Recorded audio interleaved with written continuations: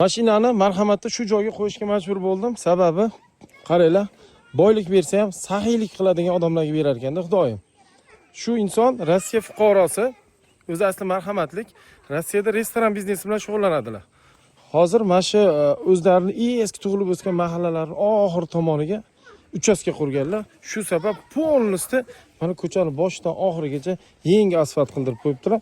Buni tagida hali asfalt qotmagan. Shuni hisobiga mashinani ko'chani boshiga qo'ying, bu yog'iga pechkom kelsangiz yaxshiroq dedilar. Shuncha mehnat, shuncha rasxod bo'lgan. Qaranglar, bolalar ham maza qilib o'ynaydigan tekis asfalt bo'lgan. Bir kishiga lekin shuncha joyi asfalt qilish qanchaga tushadi? Ideti 200 metr, 200 metr oshiqroq bo'lsa kerak. Bitta, ikkita, uchta, to'rtta, beshta stalba ekan. Bitta stalbaning orasi 50 metrdan bo'ladimi? Shunaqa savob ishlar, xalq uchun, mahallasi uchun, qo'shnilar uchun foydasi tegadigan saxiy insonlar ko'paysa, bu videoni himmati bor tadbirkorlarga, chetda ishlaydigan akalarga yuborib qo'ysanglar bo'ladi. Bilasizmi, namanganliklar va vodiyliklar hech qanday texnikalarsiz qo'lda qazilgan kanal bor. U yerda ishlagan insonlar belkurak va ketmonlar bilan ishlashgan. Hech qanaqa texnikalarsiz. 160 mingga yaqin qariyalar, ayollar va yosh bolalar ishlashgan. 1 so'm oylik maoshsiz xalqimiz uchun. 270 kilometr kanalni 45 kun ichida qazib ishlarini tugatishgan. Bu kanal Uchqo'rg'ondan boshlanib, Andijon orqali Farg'onaga borib, mayda tarmoqlarga bo'linib ketgan. Bu videoni namanganlik tanishlaringizga yuborib qo'ying, albatta. O'zbekistonda mantiq va aqlsizlik ko'payib ketayotgandek tuyulyapti menga. Videoni ko'ringlar-da.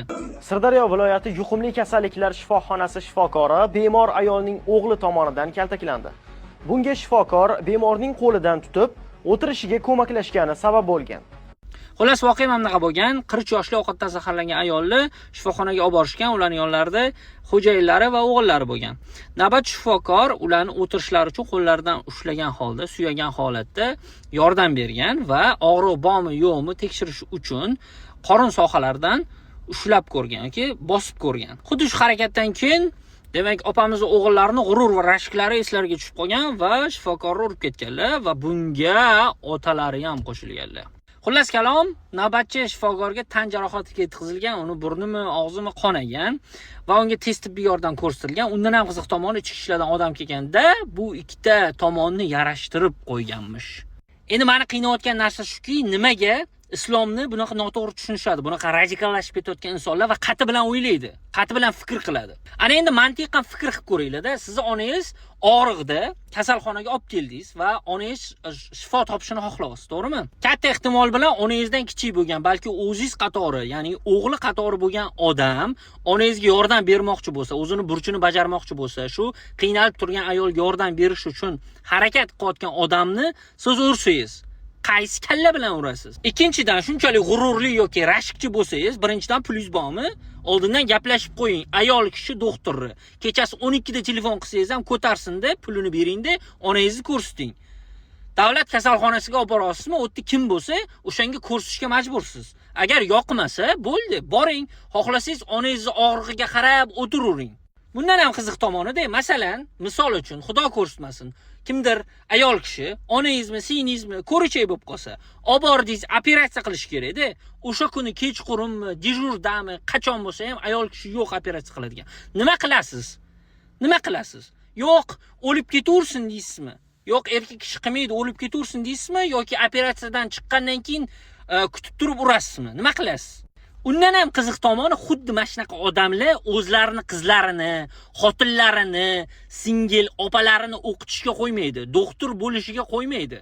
Ha, desa buzilib ketadi, o'qisa deydi, lekin kasalxonaga borganda xotin doktor kerak menga, xotinimga xotin doktor qarasin, qizimga xotin doktor qarasin, onamga xotin doktor qarasin deydi. Bu ikkiyuzlamachilikdan boshqa narsa emas. Yana bitta narsa-da, islom dini hech qachon bunaqa bo'lmagan. Ilm fanga qarshi bo'lmagan. O'shaning uchun ham asrlar oldin qarasangiz, hattoki o'zimizning ota-bobolarimizning orasida ham shunaqa buyuk insonlar chiqqan. Nimaga? Ular hofizi Qur'on bo'lishgan, lekin hech qachon ilmga qarshi borishmagan. O'zbekiston Kala peshobxod masalasini ham chiqmoqchi edim. Mana bularga kim qaraydi? Peshobxodsiz joylardan bemalol o'tishyapti. Mana bular peshobxodsiz joylardan bemalol o'tishadi mana. Yo'q peshobxod. Biz ko'p jabrdiyda bo'lib ketyapmiz. To'g'risi, men jonimni o'tib ketyapti. Ochig'ini aytaymi, shtrafga pul to'laverib. Mana o'lgurdim, mayli, taqamiz. Bola Nexus uchun zo'rg'a qutuldik-da, to'g'ri Nexus uchun zo'rg'a qutuldik. Endi peshxodga yo'l bermaymiz emas, beryapmiz imkon qadar. Yugurib o'tib olyapti, peshxodga qizil turibdi, peshxod qizil, ko'rish keragi yo'q, o'tyapti. Keyin kamera yozyapti unga. Tushunasizlarmi? Kameraga farqi yo'q, fiksatsiya qila oladi, qizilmi, ko'kmi, вообще. Lizda yo'l beramiz, dakansa turamiz. Qizilda ham o'taversa, oqim tugamasa, mana qilib, mana oqim tugamasa, nima qilamiz mana oqim tugamasa. Xo'p, hozir bizga qizil mana. Hozir ko'k boshlandi, mana, ko'k. Mana. Oqim tugamaydi. Gap isboti bilan mana, oqim tugamaydi, mana. Bizga svetofor ko'k, mana. Peshxodlar qani berdi, bir-biriga hurmat. Yo'q o'sh narsa. Qonun bor, amal qilish yo'q. Sho'pirlar mana keyin jabr deydi. O'zingizlar bir xulosa qilinglar akalar kommentariyalarda. Kecha o'zimdan o'zim post joylaganim yo'q, jonimdan o'tib ketgani uchun joyladim. Ko'p gapirib akalar. Like bosib boshinglar jo'natib qo'yinglar yaqininglarga. Gigant gilosning o'ziga xos ko'chatlar. Ano aktyorimiz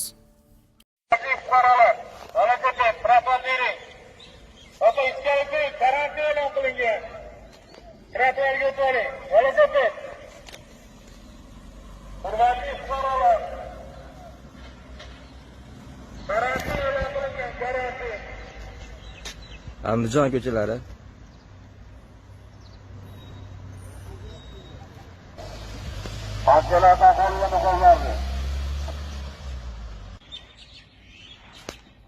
Hurmatli fuqarolar, zarurat bo'lmasa uyda o'tiring, niqobsiz ko'chaga chiqmang.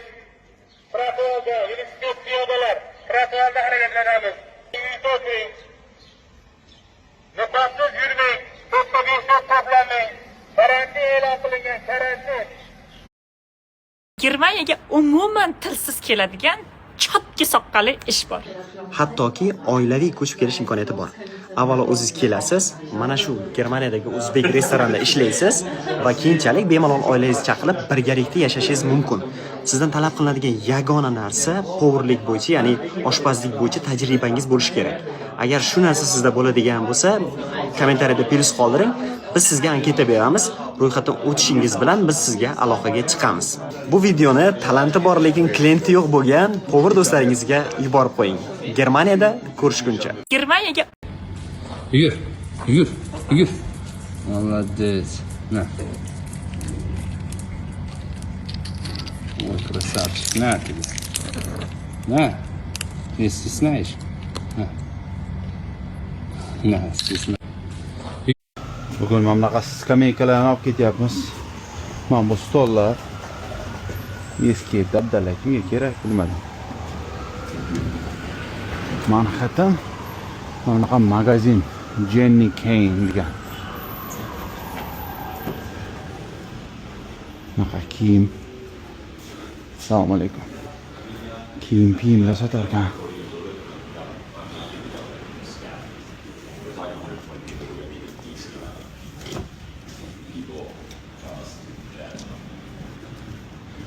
Dizaynerskiy kiyimlar bo'lsa kerak.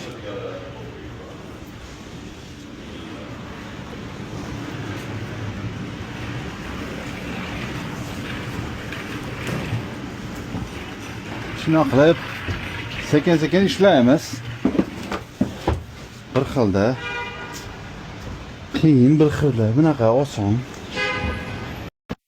Bugungi kunda eko dasturlar Mana 4 metr standart qo'yilgan. Most 4 metr Olmaliq shahardagi. Mana yukimiz bemalol bir 10 sm pastda 390 общий. Ni gabaritasi yo'q, ko'rishinglar mumkin. Voy Xudo. Mana 4 metr standartga qo'yilgan holatda mana mostga 10 sm pastda o'tyapti. Bemalol ko'rishinglar mumkin. Bu holat ni gabarita hisoblanmaydi. Ya'ni общий visati 4 metr bo'lishligi kerak. Mana xudo xolasa yo'lda gay akalarimiz ham to'xtatishsa, inshaalloh tushuntiramiz buni. Video обязательно o'sha uchun ham Instagramga post uchun ham. Bir o'q ikkita qiyon. Shundan qo'rqayotgandim, o'tib ketdik bo'ldi. Mana